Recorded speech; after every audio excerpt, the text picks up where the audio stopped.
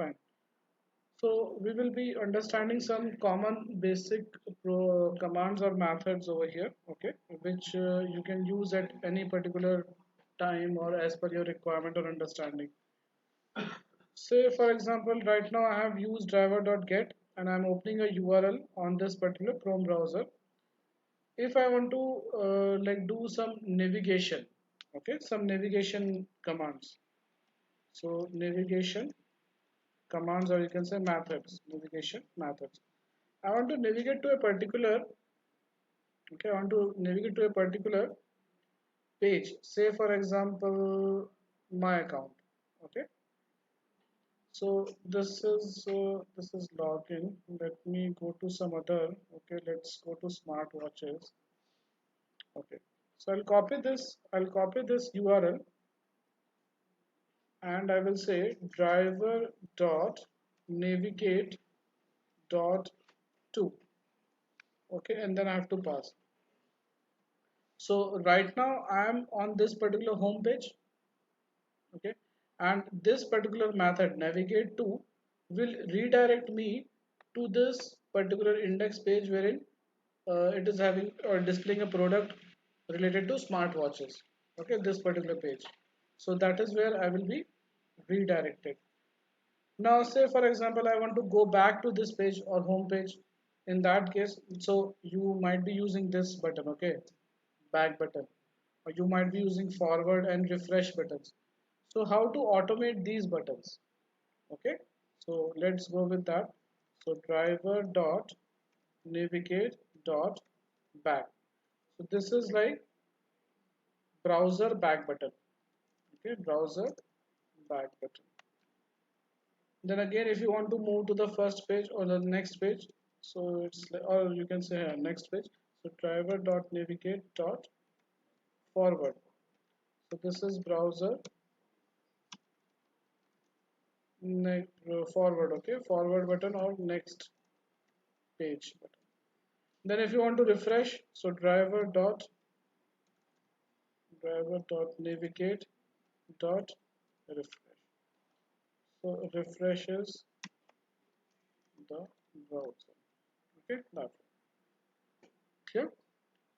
Let's run this program and understand how what way it works. Okay. So first you should see this page should open up. Then smartwatches, back, forward, and refresh. It will happen very quickly. Okay.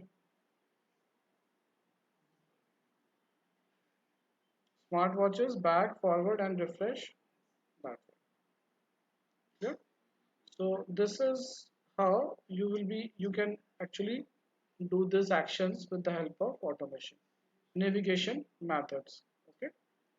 If you want to get the current URL, current page URL, whatever be the URL open, you can say driver dot get current URL. So this method is going to give back current URL open in the website or web page. Okay, that way. Now definitely get current URL, what it is returning, string. So you have to store it in a string. So I will say string URL. Okay, and then if you want to print also, you can do that. So sys URL. Okay. If you want to get the page title, see this is a page title, smartwatches, gadgets, gallery. This is a page title. Okay. If you want to get the page title, so you can say driver dot get title. So this is going to return page title of the current page. Okay, the current page.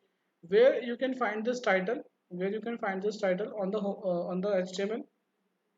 So inspect,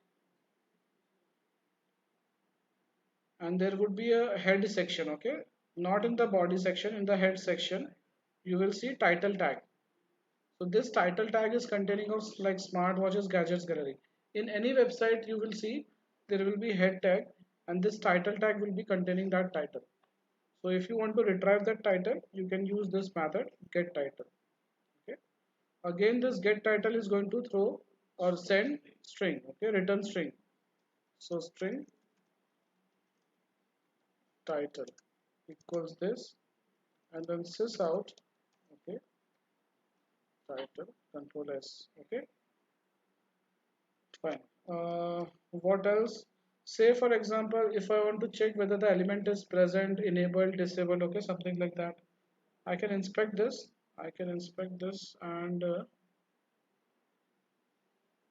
this is an input tag. Name is keywords.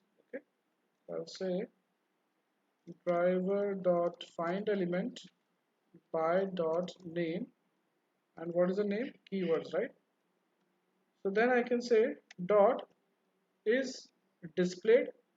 So is displayed will say, okay, is this element displayed or not? Okay, whether it is displayed on the page or not. Is enabled. So if it is a text box, you can write in that particular text box, or it is disabled. Many places or many pages you will see the text box is disabled and you cannot type or write in it. So over there you can see is enabled displayed. Okay. See, these all three methods are going to give you boolean as a result. Okay, yes or no. Is displayed, yes or no, true or false. Similarly, is the text box enabled or not? So true or false. Is selected. This is generally used for radio button and checkbox. So if the radio button is selected or checkbox is selected or not, if you want to do that, okay, if you want to do that check, then you can use this method, right? I will say is displayed, and this is going to give you boolean as a result. So boolean and check, say for example, this way I'll just this out, okay, and check. That's it. Now let's run this program again and see what value does this method returns.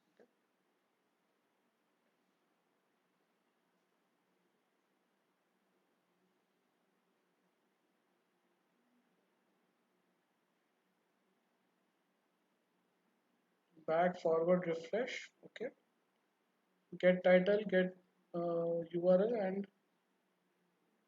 so this is like URL, title of the page, and whether the element is displayed or not, true. Okay, that's fine. Now you have seen we have used this find element to find any particular element on the page, isn't it? But then if we want to select values from a drop down, okay, if you want to select values from a drop down, in case of drop down you can see this please select as a drop down. Let's inspect it,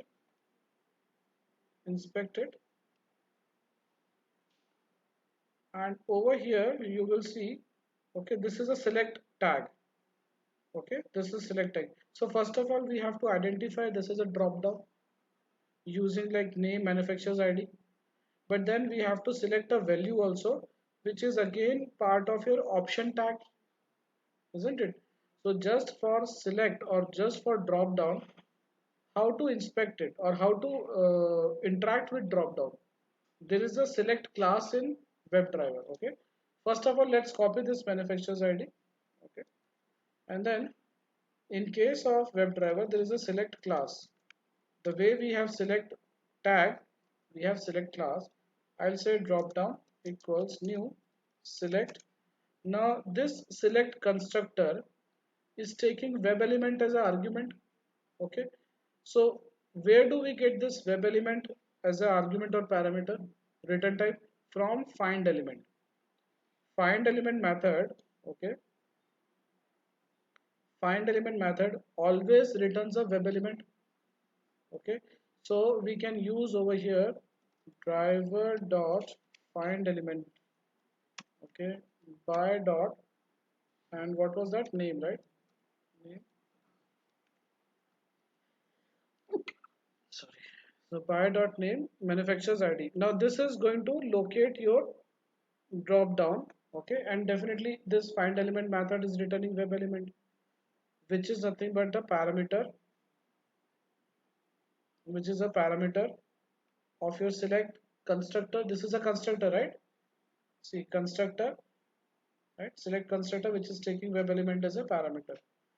Now once you have identified or located the drop down, what you have to do, you can do this way also. What you can say, I'll copy, I'll cut this, Save it over here. I'll say it as web element. Just for your understanding, I'm saying this drop down.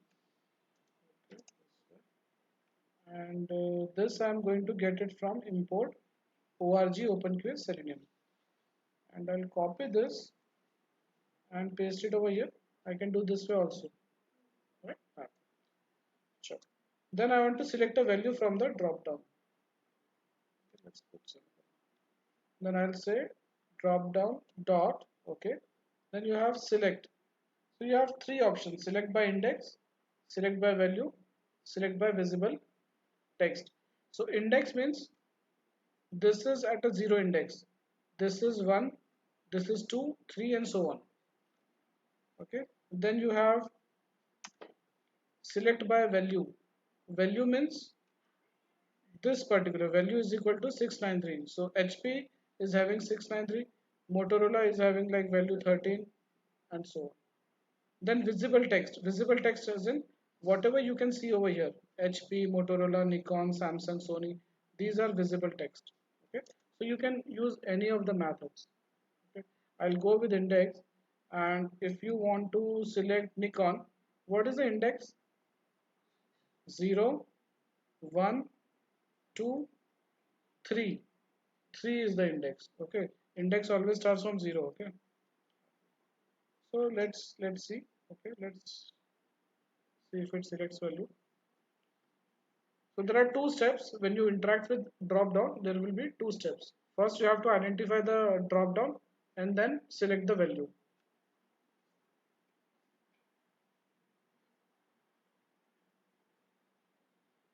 Okay, Nikon is selected. Clear? Yes, sir. Fine. So these are some of the common used methods. Okay, we can use in our. This is like whenever you are interacting with drop down, you have to use it. Rest, these are some of the common methods which we can use. Okay. So this completes our common methods portion.